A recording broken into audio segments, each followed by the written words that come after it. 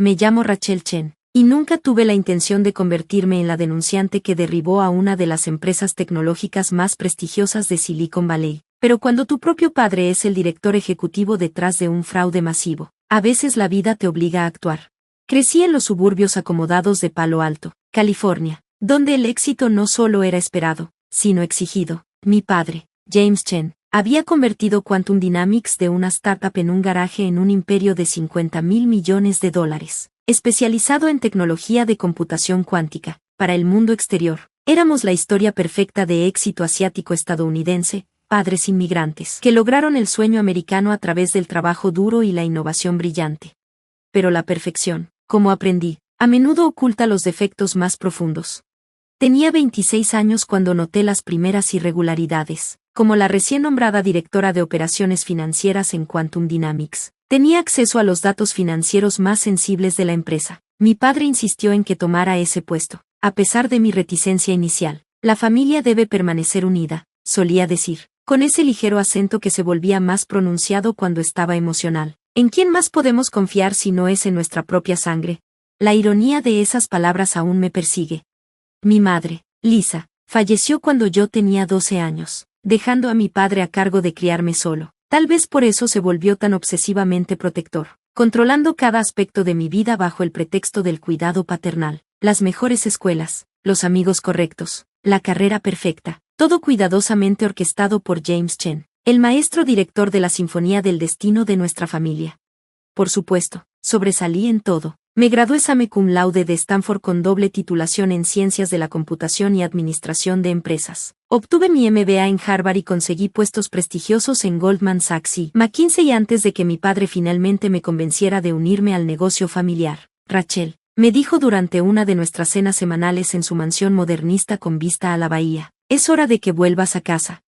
Los números no cuadraban. Esa fue mi primera pista. Quantum Dynamics había reportado avance tras avance en tecnología de computación cuántica, impulsando el precio de nuestras acciones a alturas astronómicas. Pero al profundizar en los estados financieros, descubrí una red de empresas fantasma, contratos falsos y cifras de ingresos infladas que hacían que Enron pareciera un juego de principiantes. Al principio, traté de convencerme de que estaba equivocada, como podría mi padre, el hombre que me había dado interminables lecciones sobre integridad y honor, estar orquestando un fraude de tal magnitud, pero la evidencia era innegable. El revolucionario procesador cuántico de Quantum Dynamics, el mismo que había recibido reconocimiento mundial y atraído miles de millones en inversión, no funcionaba como se anunciaba. Los resultados de las pruebas habían sido fabricados, las demostraciones cuidadosamente montadas. Lo confronté una noche en su oficina en casa, ese espacio elegante lleno de premios y reconocimientos que ahora parecían monumentos al engaño. Papá, tenemos que hablar sobre los resultados del procesador Q3000.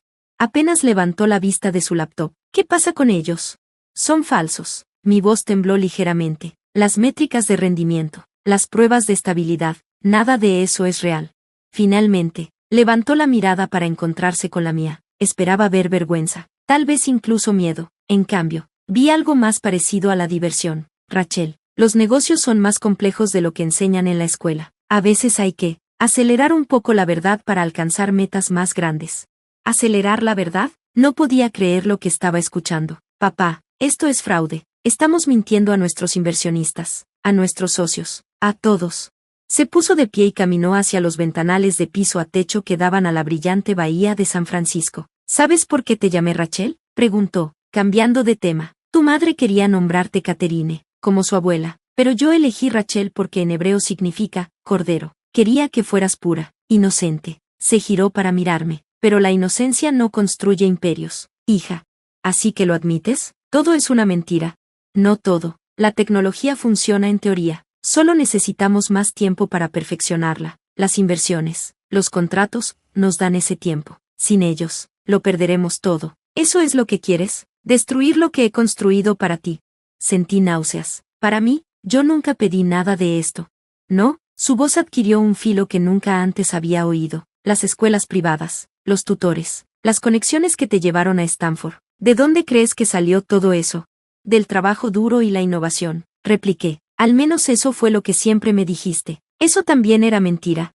Sonrió, pero sus ojos permanecieron fríos. Sigues siendo tan ingenua, Rachel. El mundo no recompensa el fracaso honesto, recompensa el engaño exitoso. Todas las grandes empresas tienen sus secretos. Nosotros solo somos mejores para guardarlos.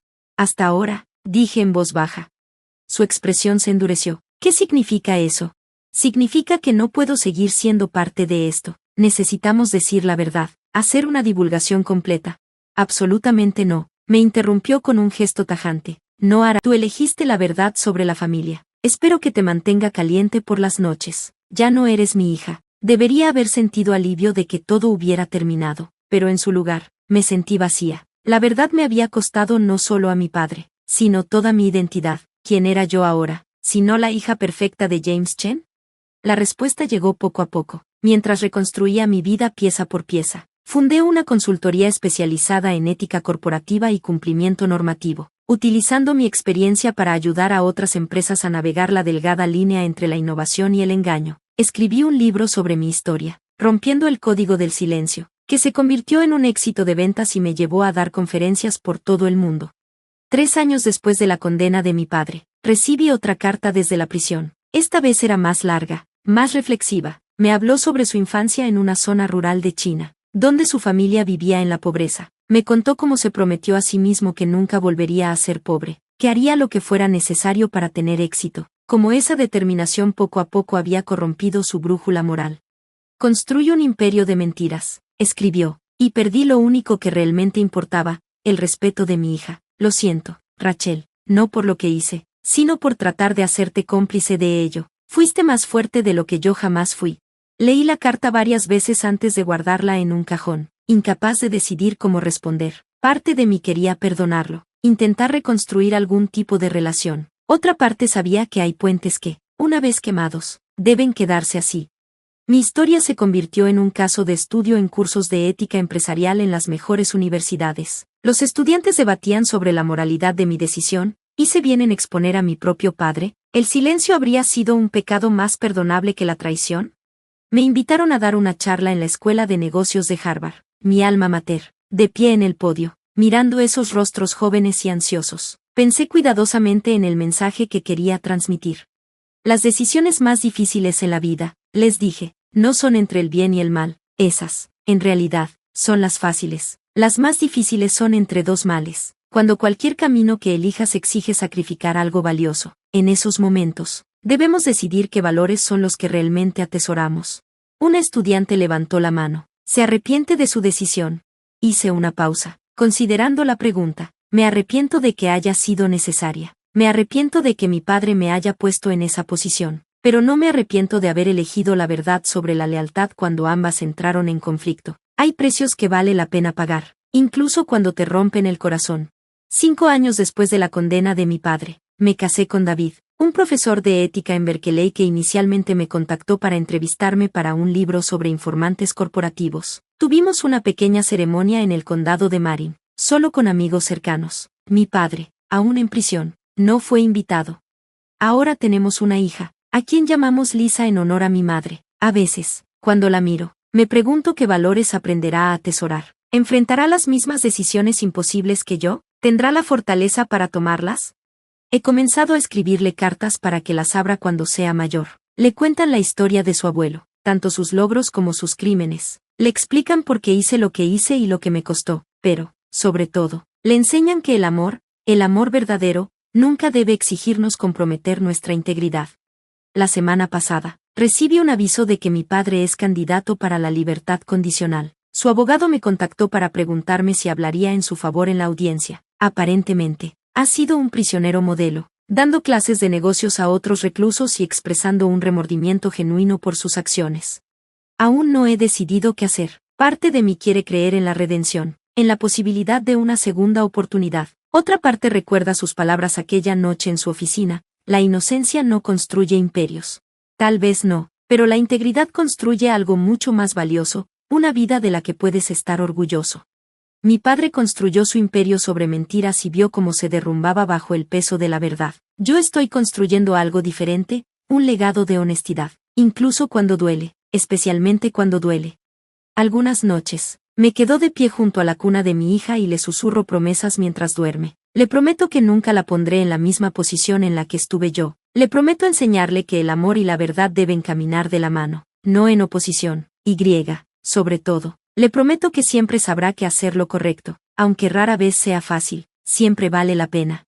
La industria tecnológica ha cambiado desde el escándalo de Quantum Dynamics. Se han implementado nuevas regulaciones y mecanismos de supervisión. Las empresas son más cautelosas al hacer afirmaciones grandiosas sobre tecnologías revolucionarias. Algunos dicen que ayudé a inaugurar una era de mayor transparencia y responsabilidad. Pero ese nunca fue mi objetivo. No me propuse ser una informante ni un agente de cambio. Simplemente llegué a un punto en el que ya no podía vivir con el peso de saber la verdad y no hacer nada al respecto. A veces, los cambios más profundos no vienen de grandes planes, sino de pequeños momentos en los que elegimos la integridad sobre la conveniencia. Mi padre solía decirme que el mundo de los negocios es más complejo de lo que enseñan en la escuela, y tenía razón, pero no de la manera en que él creía. La complejidad no radica en encontrar nuevas formas de engañar, sino en mantener la brújula moral cuando la presión por ceder es abrumadora.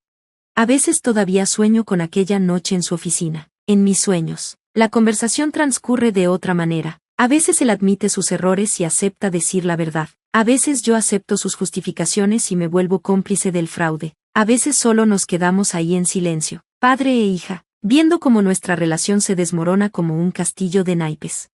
Pero cuando despierto, siempre me siento agradecida por la elección que hice. Me costó a mi padre, mi herencia y mi lugar en la élite de Silicon Valley, pero me dio algo mucho más valioso, la capacidad de mirarme en el espejo cada mañana y respetar a la persona que veo reflejada.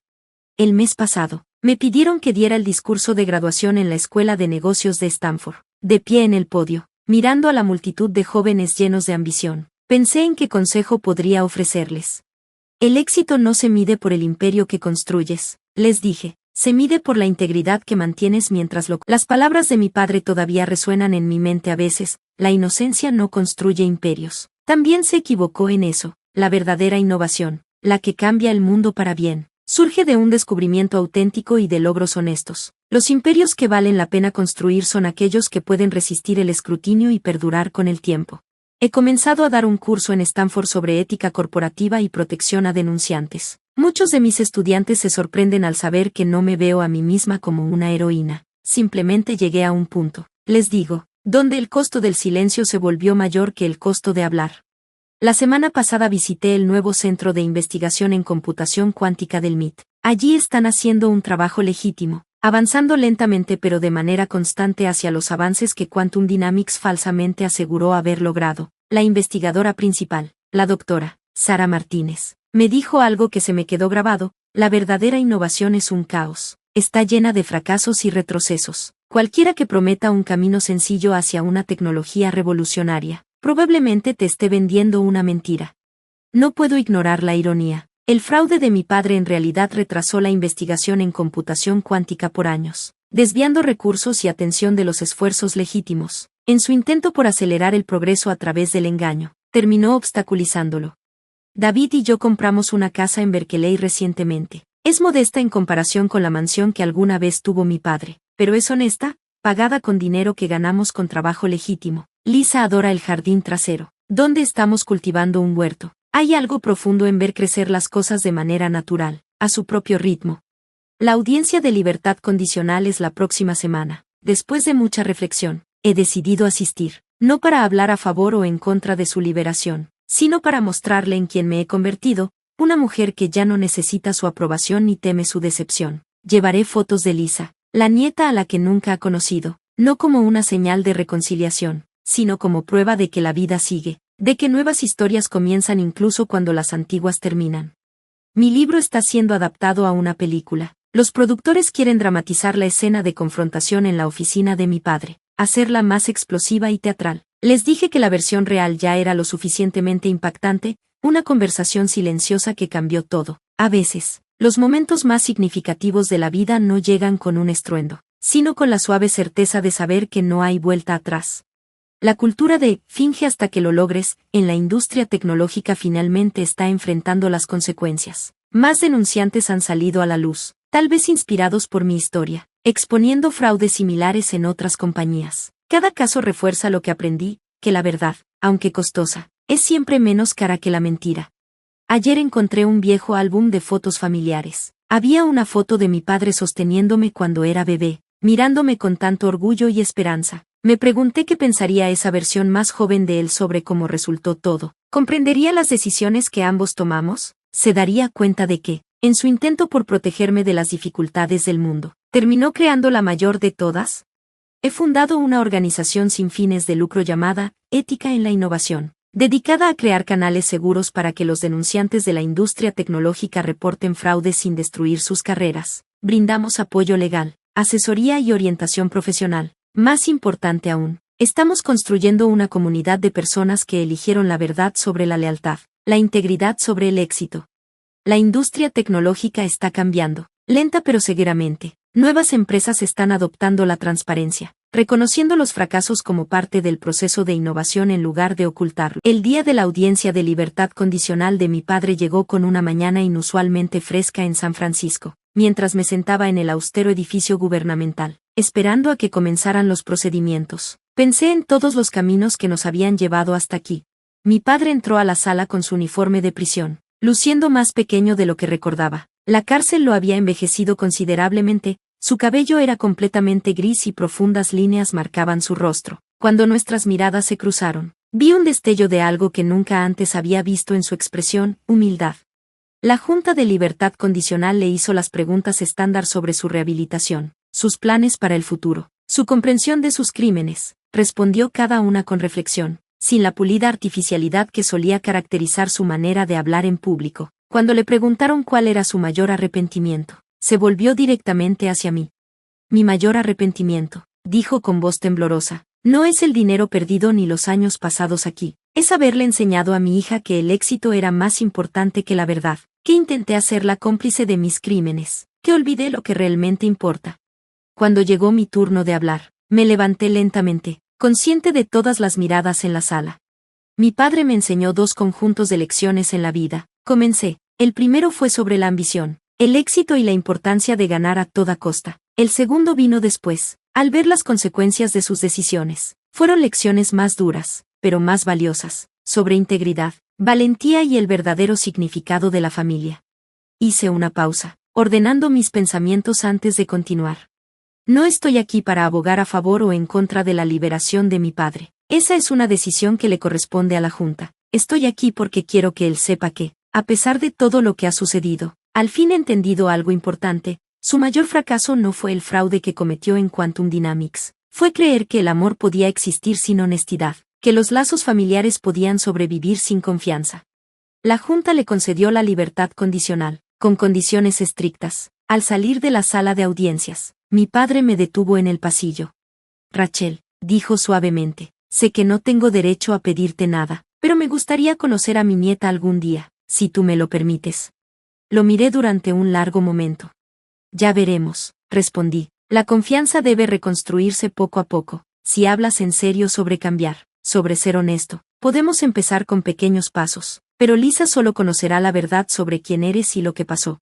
Él asintió, aceptando la condición sin discutir. Quizás era la primera vez en mi vida que lo veía aceptar algo sin tratar de negociar mejores términos. Durante el siguiente año, comenzamos una reconstrucción cuidadosa de nuestra relación. Empezamos con visitas supervisadas y luego con cenas familiares ocasionales. Mi padre, despojado de su imperio y sus pretensiones, comenzó a revelar un lado diferente de sí mismo. Hablaba abiertamente sobre sus errores, sobre la presión que lo llevó a cruzar líneas éticas, sobre el autoengaño que le permitió justificarse. Lisa, que ahora tenía 4 años, al principio se mostró cautelosa con él, pero con el tiempo desarrolló un cariño creciente. Lo llamaba abuelo James, y se deleitaba con sus historias sobre su infancia en China, historias que yo misma rara vez había escuchado, pues siempre estaba demasiado enfocado en el futuro como para hablar del pasado. Mi organización sin fines de lucro siguió creciendo y eventualmente abrimos oficinas en Nueva York, Londres y Singapur. Trabajamos con empresas para desarrollar lineamientos éticos en la innovación tecnológica, creando marcos que equilibraran el progreso con la integridad. El efecto Quantum Dynamics, como llegó a conocerse en las escuelas de negocios, se convirtió en una advertencia sobre los peligros de priorizar las apariencias sobre la realidad. David y yo tuvimos otro hijo, un niño al que llamamos William. Mi padre, ahora viviendo en un modesto departamento en San José, se volvió una presencia regular en nuestras vidas. Ayudaba a Lisa con su tarea de matemáticas y le enseñaba a William caracteres chinos, encontrando alegría en estas pequeñas interacciones que antes le habrían parecido insignificantes. Una tarde, mientras nos sentábamos en el jardín viendo a los niños jugar, mi padre se volvió hacia mí con lágrimas en los ojos. Pasé mi vida construyendo algo que creí que duraría, dijo, pero lo que tú has construido, esta familia, tu organización, tu reputación de integridad, eso es el verdadero legado. Tú lograste lo que yo no pude, no a pesar de haber elegido la verdad sobre el engaño, sino gracias a ello. Extendí la mano y le di un apretón, sintiendo que los años de enojo y dolor finalmente comenzaban a desvanecerse. Todos debemos elegir nuestro propio camino, le dije, yo elegí el mío, ahora les estoy enseñando a mis hijos a elegir el suyo. La industria tecnológica ha cambiado significativamente en la última década desde el escándalo de Quantum Dynamics. Nuevas regulaciones y lineamientos éticos, muchos influenciados por el trabajo de nuestra organización, han hecho más difícil para las empresas incurrir en el tipo de engaño sistemático que mi padre alguna vez practicó, pero lo más importante es que ha habido un cambio cultural, un creciente reconocimiento de que la verdadera innovación no necesita esconderse detrás de afirmaciones falsas y datos manipulados. Sigo dando conferencias en escuelas de negocios y foros tecnológicos, compartiendo mi historia no como una advertencia,